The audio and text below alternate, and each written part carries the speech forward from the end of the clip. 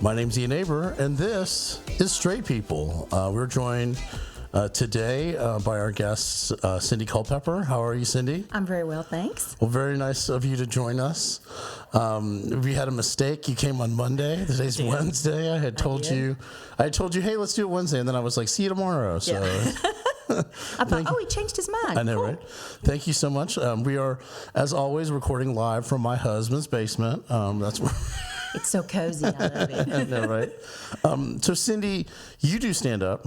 I do. So that's how I met you originally. I feel like it's been a few years, right? It was 2014. 2014, so, yeah, well, 6 years ago. Yeah. So you took the Laughing Skull class, right? I did. With Marshall and me. Mm-hmm. I was in there. I was in there too. Mm-hmm. I always say that it's Marshall's class, and I just helped. I'd say it was your class, and Marshall showed up. What? Marshall, don't listen to this. Yeah, skip this one. Don't listen. No, to this but and then you took Lace's class, so Laugh Lab. So you're like, God, you must be like the fourth or fifth Laugh Lab graduate I've had on here. So then that's how we can reconnected. As I saw you at one of the shows or ran into you somewhere. So that's awesome. Mm-hmm. So tell me. So I know it's indelicate to ask anyone's age. Oh. So just tell me, like, around when did you graduate from high school? I think 1981. 1981. So I'm 56. 56. 57 this year. Okay, good. Yeah, I just had a guest who did not want to tell me her age. So I don't care. Some things you can't hide. Okay, so this is great because then we can get into like classic definitions of straightness, right? Yes. So this show's called Straight People. Mm-hmm. I do a podcast called Straight People because they don't have enough. Straight people don't. They don't. We pretty much cornered the market already. Right. So tell me a little bit about, like, so when you identify as straight, right? For now. For now. Or best offer. Is that like absolutely. Okay. Absolutely. Make me one. We'll see. Right? Let's see what happens. But tell me, like, when you're a straight person, you're just born straight. You think you're regular. You don't know anything different. And when you're gay, you're born, you're like, something's off. What's going on? So when you're straight, though, you find out what gay people are. So tell me, like, who's the first, when was the first time you knew what gay or lesbian or met a gay person or knew of a gay person back in the day? Back in the day. Yeah. So we're talking like early 70s for me, like mid 70s. Okay. We moved to Talladega, Alabama when I was 9. From where? From Jackson, Tennessee. Okay. So always been in the South. Okay. And I went to a school. I'd come from a school that was a predominantly white school. Like we only had 2 adorable little African-American girls in our class. Yeah. And I moved to Alabama, and it's 50-50. Okay. So that was a bit of a shock there. Yeah.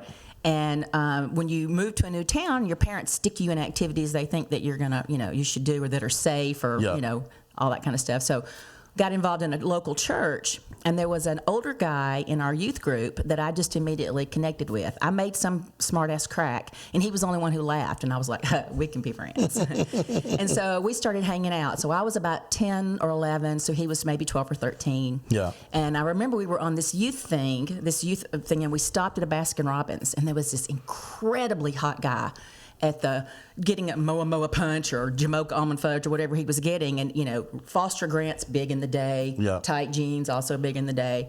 And I'm just like eyeballing him, and I made some comment about him being hot or, how much I'd like to go out with him or something like that. And Les goes, not if I get him first. And I went, oh, so that's how it is. Okay, cool. I understood. The guy was hot. Yeah. Everybody ought to think he's hot. He didn't really strike me as unusual at the time. But he never really said much about it, and he couldn't, obviously be openly gay. Yeah. And all through junior high and high school, we became really good friends, and it was awesome for me because my mother loved him. Mm-hmm. I think she probably suspected that he might be gay. My mom was a racist, but she was not homophobic. Yeah. I mean, she was really a closet racist, but she was openly very supportive of gay people. She didn't have a problem with that. My dad, another story. Oh, of course. But anything I did with Les was fine because he was a guy, so there was the protector element. Yeah. And because he was gay, she wasn't worried about him taking advantage of anything. So I got to do all kinds of really cool shit. Cool. That's fun. Cool stuff. Yeah. Because I had my gay best friend buddy. Oh wow. Okay, that's amazing. That's kind of cool. But I always felt so bad for him because he couldn't be himself, and so. He led this sort of double life through high school until he went away to college. Yeah. And then he got to really blossom in college, which I thought was awesome. And where is he now?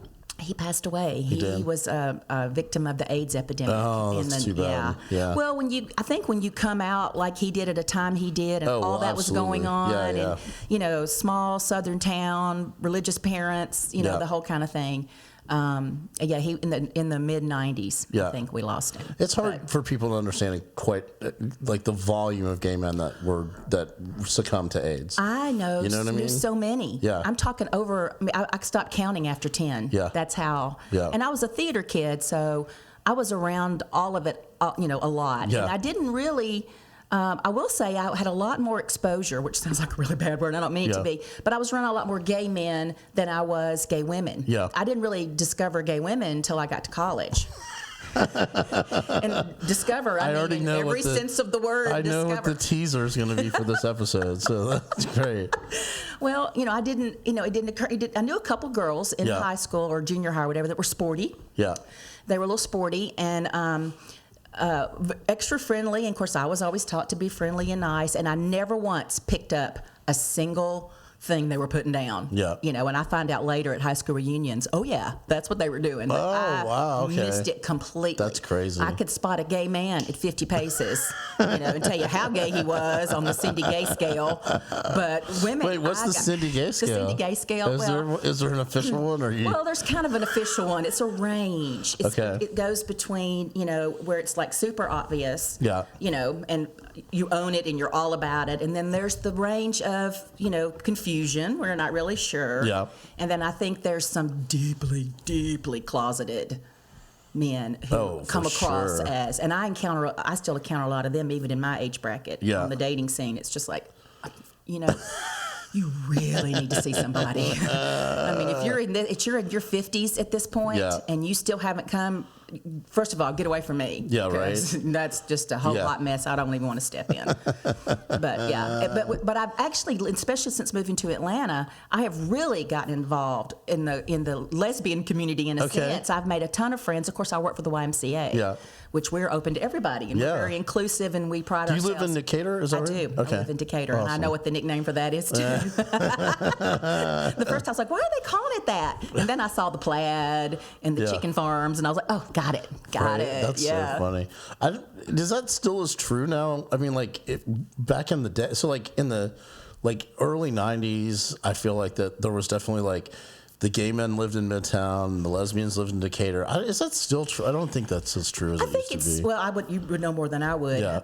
I would say I still see, I've been in Atlanta now 8 years, and I would say it's still, I think it's because it's comfortable, it's welcoming. Yeah. And I think people, no matter what your predisposition is, what your bent is, you're going to go to where you feel the most comfortable. Yeah. It's only the really brave that like to strike it out and, be themselves in the midst of complete opposition, like Cobb County, or once you get up in that area. But I think in the Midtown Decatur area, that Grant Park, all of those, all that the ITP places, I think it's incredibly normalized. I mean, it's so interesting. You were talking about your mom, where it's she's okay with this one thing, and then this other thing. It's and that's what's so interesting to me. It's that there are people who can be 100% pro-gay and then be racist, or vice versa. Right. And not that they have that much to do with each other, but it's if you're hating one group but you're accepting of another group, it's okay, well, what's the impetus here? What's the and I find that what's the line? Yeah. So my mom's Chilean, and her racism sometimes it's she's from another country, and I've seen people be racist towards her, so sometimes I forget that she has her own racist issue. So we had an instance where they were selling their house when they were moving, and it was a Vietnamese family that was buying the house. And my mom was so nervous that the house was going to fall out of escrow. And I was like, why? Everything's almost done. Why are you so nervous? She's like, well, you know how sneaky those people can be. And I'm like, what are you talking about? What? And she's like, well, And I'm like, no, I don't. I never, because that's not the type of racism I was that may be how racist she is, but she never raised that. She never raised me to think that Asian people were sneaky. Never once. So to hear it come out of her mouth, I'm in my 40s. My parents didn't either. I didn't find out till I was an adult. Yeah. And we're sitting at the breakfast table, and my young children are at the table, and we're having a conversation about, I don't remember what, some popular, whatever was going on. And it was about an African-American person. And my mom says, well, I'm really surprised that they were able to do that. And we all just kind of looked at her sort of funny. Even my kids stopped eating Cheerios and were like, what? Yeah. And my dad says, what do you mean? He goes, well, I just don't believe that they're as smart as we are. And I mean, I know, and it got like spoons dropped, and and my dad just looked at her and he goes, I cannot believe I'm hearing these words come out of your mouth. You really believe that? She goes, yeah, I do. Yeah. And later, my kids now who are grown said something about, they call her Mamie. Yeah. Mamie's racist. I mean, they just, my racist grandmother. Yeah. I'm like, okay, yes, she was, but that doesn't completely characterize her. Well, yeah, but I think that there's also like, that was a shock. To my mom, she doesn't even understand that that's racism. Do you know what I'm saying? She's like, no, that's just been my experience. I'm like, your experience based off of a prejudice that somebody taught you, you know? Yeah. And so, yeah, I definitely find that interesting because my parents also have sort of come around on gay to a degree. Like, really? they've come around on gay to the point where it's like, they'll be like, oh, we love pain and pain's great, but thank God you never adopted any children. And it's like, okay, well, we're almost there. What? We're almost there. But that's just them. That's just their mentality. But also, hey, part of the reason I didn't adopt any children is because what pieces of shit parents they were. So, do you know what I mean? It's like that's part of your. It's like you're not getting any grandchildren out of me because you barely got. Reward you with I barely got through childhood on my own. You know, my parents were better grandparents in many ways than they were parents. Yeah, absolutely. My mom definitely is a better grandparent, but at the same time, it's like. You can see no longer my responsibility, run along. Here, you can go back now. You smell and you're kind of noisy, and I don't really like the stuff you're talking about, so shoo-shoo. That was so Atlanta for 8 years. So where did you come from? Nashville, Tennessee. Mm-hmm. Wow, okay. Most people are making the move in the other direction, it seems like. People leaving here to go to Nashville. Lately, Nashville's had a huge boom the last few years since I left. I left and they went, hey, let's turn this town up. And then, and it became a lot cooler place than it was when I lived there. The comedy there is really good. I don't know if you've done any or gone to any of the shows up there. It's not a bad scene by any means. Like comparable to Atlanta in terms of like the number of shows and like the kind of audiences you can get in front of. I don't think it's as female friendly yet as Atlanta is. Probably not as many. There's not as many female comics for sure. I mean, Atlanta's and women taking off and doing their own shows. Oh yeah, absolutely. Which is fantastic. That wasn't around 6 years ago. No, when not I at first all. Gave it a Not go. at all. I would venture to say that there was probably, I don't know if there's really any women. I think 6 years ago. No, not so. 6 years ago is when I met you. Was probably even before I started running shows. Really, I was running maybe one or two. You put me on a couple, and I remember one of them. You did an all-women lineup, and you had to struggle to get 5 of us. Dulce was on that one. Yeah, you had to struggle to find 5 of us. Wow, that's crazy. Yeah.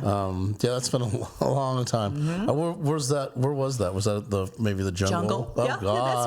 That's where it was. Yeah, they hated comedy there. The people who ran the place hated it too. It was funny. It was like nobody. Like, so I was gay doing stand up, and everyone would go, "Oh, well, you need to run a comedy show in a gay room." So I'd go to all the gay bars, and none of them wanted to have anything to do with stand-up. And then the jungle was like, well, they had a bunch of open nights, basically. And so they gave me, like, a Wednesday, and they hated it. Like, the people who worked there hated working the show. They hated, because they were so used to drag and dancing and, like, fun stuff, fabulous. And, like... showy stuff. Yeah, and here we are running a show that was mostly straight people, like, coming in, telling their jokes about, like, oh, my girlfriend doesn't... And, like, I remember just standing at the bar... And the bartender being like, if I have to listen to one more straight person complain about their day. And that was like, to them, that's what was... That explains his shitty drinks. Oh, yeah. Well, yeah, then there was that problem, too. Because they just did not have care. it done. They weren't really into it. No, they weren't really into any of that front room stuff. Like, so that front room was sort of like how can we make money during the week? Because they were filling it up on the weekends, and it's that's where they made it. So unless you were a giant dance party that made them thousands of dollars, they just couldn't. So like my little $5. We could have danced. We could have danced if that's what they wanted. Right. So tell me about Lace's class. Tell me like what the experience of, because you took stand up 6 years ago. Yep. And then you went to another class. So tell me what the difference in those classes were. The difference was I attended one of her graduation classes. It was a birthday gift for some friends of mine because they know how much I like comedy. Yeah. And I was so impressed Yeah. I was impressed with the quality of the performers, the preparation. I was very impressed with lace. Yeah. So I'm in, at intermission, I'm like Googling on my phone to find out what it is. And right there in the middle of the show, I signed up for the next class. That's or the next one that was available, which was a few months later. Yeah. I liked that it was, female, only women. Yeah. So I knew that would be a real open environment for creativity and for swapping ideas and testing out jokes and stuff. And I just liked the way she seemed very competent and the way she managed it and ran it and was very dedicated to women in comedy and supportive even after that you got through with the class, And when the very first night that we met, I looked around and went, oh, these are my people. I like this. This is good. That's awesome. Is good. And so have you been doing shows since then? Or I've done a few. Yeah. I graduated I did my graduation class end of August. Yeah. And I did a few before the holidays. And then I've done some when I'm out. If I'm gone out of town, I travel. I look for open mics. Yeah. And so I've done things in Nashville, a couple things in Florida. Yeah. Stuff like that. And you had I seem to remember you had a bit about the finishing school. Do you still do that? I don't do too much of that. Yeah. The last thing, a lot of my material now centers around being a middle-aged woman. Yeah. On the dating scene and what it looks like, how it's different than all the 20-somethings that are out there. Yeah. That not doing apps and that kind of stuff. What you went into and. Basically how, at my age, it's like thrift store shopping, You're looking for something that doesn't smell too bad, and it's not too damaged, it's worth more than a quarter, that kind of thing. How do you find dating in Atlanta at 56? That's interesting. I just don't. You don't? I don't like really? it, no. No, you don't like it? It's my age bracket. Yeah. I mean, the pool that I have to choose from. I mean, people talk all the time about, oh, this is a great time for your age. There's tons of available men in your age bracket. And I'm like, the odds are good, but the goods are odd. And I don't want any, too many, Republicans and too many, if you haven't taken care of your personal shit by the time you're in your 50s, you're probably not going to. Yeah, I guess that's true. There's no teaching old dogs new tricks for sure. No. So you're either going to get somebody who was already where you want them to be, which then why are they alone? Right. What did you do? What happened? What did you do? What happened? That's interesting. So no Republicans for you then? Oh Lord, no. Get far. That's an immediate. How far could you get along if you were like, okay, I'll date a Republican in Atlanta? It seems like there's a lot of that in Atlanta. That's usually a non-starter. Oh, absolutely. I mean, absolutely. I'm like, if I ever do a profile, it'll say on there, if you voted for Trump, don't even bother. Don't contact me. I don't want to hear from your racist ass. No, just go away. Mm-mm. Yeah, that's fair. I think that's fair. And how do you meet people though? So you said no apps, right? No, I don't do any apps. Yeah. The old-fashioned way, bars. No, just kidding. I don't. I mean, just between work and other friends, and I stay busy. I'm not really, I've been on my own for a while now. I like it. I was in a really long marriage. My kids are all grown. They're 32, 30, and 22. So, I have an element of freedom there that I didn't used to have.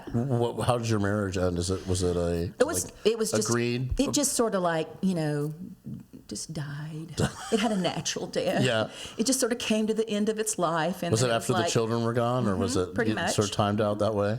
And just didn't have as much in common, or exactly. Again, if you don't work on yourself and you don't work through the stuff, it's going to be ingrained forever, and that's kind of how it was for him. And I was all about improving and growing, and that sort of thing. And it just we just sort of lost that. But I don't consider it a failure because it did what it was supposed to do. It raised kids. We raised them till they were grown and on their own and independent, and nobody died in the process, and everybody seems to be reasonably successful human beings. Well, that's good. So, I'm like, that's cool. Yeah. But I don't like anybody telling me what to do anymore. That's good. And I have my own money, and I have my own, and so for me, there would be so many parameters. It would be like some guys go, she is way too much work for that. That is so not worth it. So yeah. So did you spend a portion of your marriage without your own money, where you had to be given an allowance? That's the main reason I stayed as long as I did. Really? Oh yeah. So you were sort of like in a financial situation where, wow. So I didn't want to put my kid. I felt like this is not that bad. Yeah. I can suck it up and muster through this to give them a comfortable childhood. Yeah. And it was a sacrifice, which makes it sound real dramatic, but it really wasn't, that I was willing to make. Yeah. For stability purposes. My parents are both gone now, and so is my brother. So I don't have any of my family of origin, I think you call it, left. And that also is very liberating in many ways. You know, I can move off to a big city and start a new life, and it's totally cool. Be complaining about exactly. Exactly. That's interesting. So do you feel like that's something that, like, do you have daughters? Do you have sons? I have 2 daughters and a son. Yeah. Do you think that that's a lesson that you've instilled in them about having your own financial independence, especially as women? On that so hard. Make sure you have your own money. Yeah. Because when you have your own money, you have options. Yeah. And a life without options is a sucky life. Yeah. And I've been there, and I know what that feels like, and I don't want my children to have that. Wow. I think that's something that women from your generation, like that, the millennials and even Gen Xers like me, that's something that's new to them, is that the idea that having your own money, having your own autonomy financially is going to keep you, like, if you're in a relationship that isn't great, then the getting out of it is so much easier if you're not totally financially dependent on this other person, which was the case for my parents. Like, I looked at like how my parents were, and so many of the women that I know that kind of grew up in that, where all the money was like, my mom is still in the situation where my dad runs all the finances. So they're together, but my father is also in like the beginning stages of like not being able to kind of keep it all together. So there's like, she doesn't know where all the money is. You know what I'm saying? So it's like at some point she has to take all that over, but that involves like going and sneaking and figuring. Do you know what I mean? Like almost essentially she's having to like. She needs a Vietnamese person for that. Yeah, I guess apparently so. Yeah, but that's apparently what's having to happen is that so now she has to be in charge, and because she hasn't thought about any of that for 40 or however long years, she's like terrified of it. So it's like, to me, it's like you're just running a budget, which is what I've had to do every day that I've been an adult. And so for her to say, "Oh, I don't know how to do that," I'm like, who taught me then? How did I learn how to be financially independent? You know, but yeah, that's really crazy, and that seems to be a real huge dynamic between men and women in terms of like one person lording the finances over the other, and it's always traditionally a man doing it. They call that there's a term for it too, like that. Maybe it's called financial dominance or something. Probably. So it's like they get servitude, well, no, but they get off on it. So that exactly, that one party actually is into, and that not only do they control all the other aspects of their life, but they also control all the money. So that person doesn't have the autonomy that they need. And I don't know that he got off on it, but I know he used it as a form of control. Oh yeah. Well, no, not everybody, but some people that specifically they're for being a dick. Basically, Oh yeah, absolutely. Well, I think that's the thing, and I think what I'm talking about is a little bit more where it's like. People are negotiating relationships where somebody's in control like that, and that's still gross to me. Because it is. It's like I agree. You're in that situation where, well, when you break up, you still need credit, you still need assets, you need funding, and all that kind of stuff. Wow, that's so crazy. I never think about that. I don't like people. I mean, people telling me what to do. I have to run it through this I have a real quick little filter. It's do you pay my bills? And are we fucking? If the answer to both of those is no, then I don't really care what you think. Right. And I'm not even sure if number 2, if you said yes, I'm not even sure you'd have a lot to say so about it. But it's part of the thing. Right. But yeah, I'm like, no. Yeah, that makes sense. That's the that if you don't pay my bills, if they don't pay your bills, pay them no mind. Is how I like that. RuPaul says it. No, that's I her. like that. Yeah, that's a pretty accurate. I think that's a pretty accurate thing. So, what do you see for yourself? So, like, you're in your 50s. You're in Atlanta. You're doing stand up. You were writing though for a little bit too. I've seen. Remember? Did you? Yeah. Did you take Hollis's? I did. Well, that's how I found the first class. Was through Hollis. She's like, you need to be doing something. I mean, not that you don't write well. She says, but you really need to do stand up. So I was like, well, how do you do that? She goes, well, here, do this. I said, okay. And then you thought about starting your own show? I have. Yeah. I have. I've actually got a couple of places in Decatur that I think would be open to it, and I'm that's on my list of things to work on. It's all new, and I'm gathering information from the other women that were in my group, and then I'm going to do her level 2 class. Oh, good. In That's March. Awesome. That's so awesome. I'm going to do that one too. Yeah, I think it's really interesting because it really has changed the demographic of who's doing stand up. So like I don't know if she's done 100 students. I can't remember the number. There's probably over 200 now. But like if 30 of them have stuck around to do stand up, that's still 30 more female comics than there were 2 or 3 years ago. And then of those 30, if 10 of them are like producing shows and killing it and doing well, that's still 10 more female comics than we had 3 years, you know what I mean? And I think the thing that I'm noticing is that, like in Atlanta, we spend almost all of our time focused on who's the funniest, who are the whatever. And now there's so many comics that there are groups of comics who may not fall into like the funniest, who kind of sit dead in the middle, but they produce great shows and they can pull their own audiences. So it used to be if you weren't super funny, you weren't getting in front of an audience. And now in Atlanta, it's like, well, you can be pretty funny. And if you're good at pulling a crowd, then you're going to have an audience every time that you do a show because it's your audience that you went and got out yourself. And I think that's what's hugely different than Atlanta. I think so too. And that makes you better. I think in the long run, it makes you a little bit better. We get a little bit closer to that. But I also think that all of these women coming out are really, really funny. Oh, absolutely. I mean, like, really funny. Yeah. Consistently funny every time they get up. Yeah. And I've been around enough to go to some shows where someone told some guy, you know what, you're really funny, you ought to do stand-up. And they just get up and just start talking about usually video gaming or masturbation, one of those topics. And people laugh, and I'm just sitting there going, there was no effort put into this. I appreciate really good writing for a I mean, I can tell the comics that really work hard on writing their material. Absolutely. And I have a real deep appreciation for that. Can you do your impression of a straight comic? Just do like talk like a straight comic. Just tell them like one of their dude, so like I was home and like mom like she was like totally like not there, and there wasn't anything, there were no pizza rolls, no nothing, and there was like some Jergens by the table, and so I was like, hey, I think I'm gonna put on some porn and just like knock one out until mom gets home. That kind of thing. And I'm just like, really? I mean, even as a mom, I'm thinking, tell me you clean up after yourself. And, don't wash that dish off that you put those pizza rolls on. Come on. And the other part of me is like, who told you that was funny, honey? Like the first time I got heckled, I didn't even know how to react. What happened? Some drunk dude bro, hollers at me, you're too old to be up here, or something like that. You're too old and you're not funny. I forget exactly what it was. And I said, "Aw, bless your heart." I remember when I had my first beer. And then he snarked something else back, which I didn't hear, which forced me to respond. I wanted to ignore him, but I just really couldn't. And I said, wow. I said, does your mama know you talk to people like that? He goes, my mama's dead. And I said, oh, I'm really sorry. Died of shame? Did she? Yeah. That was about it. And then immediately, every mom in the crowd is looking at him, and they're all, he got his own, the crowd punishment. Yeah. He felt that. That's funny. Where was that? That was at a club in Florida. Oh, wow. Down in Cocoa Beach. Okay.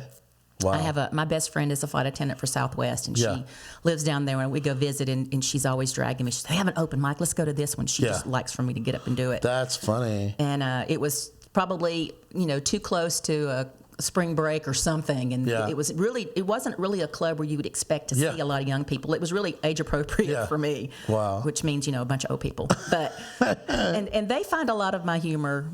They kind of get it. The older women come up to me afterwards, and when I talk about experiences with dating and men and how all that kind of stuff, they're like, oh honey, you are preaching to the choir. Have you met Patty Forehand? I have. Okay. I love Patty. I just had Patty on Urban Tree. I need to get you on there, but I just had Patty on Urban Tree.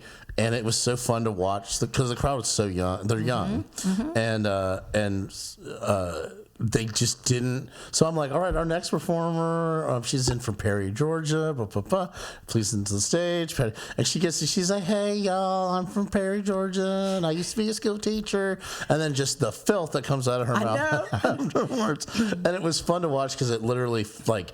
The faces that they like, so they're into it. They laughed and they thought it was great, but like there's that second where they're like, oh God, this woman is gonna now be dirtier than anything I've ever, you know what I mean? Like I get a little of that. I don't work too blue. No, you're not as dirty as Patty. Patty's like, it's like I don't even know how to describe it. Oh, I know, like, she's very. It's only. I mean, I think she's funny, but like I want to see the reaction of the room, room's reaction to her, like, because by the time she's done, it's like, oh yeah, she's got jokes for sure. So it isn't an instance where it's like, oh, it's just her being filthy or whatever. It's like there's a point of view there, and it's really funny, and she has something to say. But then just like to see somebody young watch somebody who's supposed to be like done. Like when you're old, you're done. You know what I mean? And that's what they all think. All these 20-somethings. Like I'm 47, and they're looking at me like you're done. You're done. And it's like we're we're just getting started. You don't even realize. Just warming up, baby. Yeah, exactly. We're just getting started. But well, we're getting towards the end here. This is how this goes. 30 minutes of random conversation. But I always like to end it with asking. I have one question I always like to ask, and that is, what do straight people eat? Like you're at a straight gathering. I always think it's a barbecue because straight people love to eat outside in their backyard on some dirty table that some birds have shit on, in clear view of their air-conditioned house. Yes, that's a straight person thing. But like, what are you eating? You go to your straight friend's house. She puts out a big old mesa. There's always going to be hummus. Hummus? Because straight people are obsessed with hummus. Okay. In every flavor you can imagine. I don't know what's up with that. Chocolate hummus. That's not, everything you can think of. Always going to be hummus. There's probably going to be some variation of macaroni and cheese. Okay. And they probably get a little bougie with it instead of just sticking to what works. Okay. They put in some fancy cheeses and shit. Some pimentos or whatnot. Something to make it, a little fancier. Bacon, straight people put bacon on everything. Yeah. And I'm vegan, so I have to pick the bacon off, which makes me sad because I used to not be vegan and I still love bacon. So it's like, you really had to do this to me, didn't you, Karen? You just had to put the bacon on it. And I also have an obsession around here anyway with pimento cheese. Oh, yeah, absolutely. I mean, I love pimento cheese, but you can't swing a cat and not hit a bowl of pimento cheese in this town. Yeah, absolutely. I mean, it is everywhere. Yeah. And straight people, I don't go to many straight people parties because they're boring. Sorry. You heard it here first. Straight people. Boring. Absolutely. All right. Well, I think we're wrapping up. Tell people where they can find you online if you want them to. Well, I'm on Instagram, Rich Girl Red. Yeah. And slide into them DMs if you're a Democrat. Yeah. And you got your shit together. You got your shit together, please. Yeah. Must love dogs, all the basic kind of stuff. And then I have a TikTok account, and I'm doing some TikTok videos with my kids because I basically tortured them into doing it. So, you can look for that. That'll be fun. But anything with Rich Girl Red is usually me. Okay, cool. Well, awesome. This has been Straight People. This has been Cyndi Culpepper. I'm Ian Aber. Like, subscribe, share, whatever you got to do to support this podcast. Do it. Yes. This has been Straight People. Woo.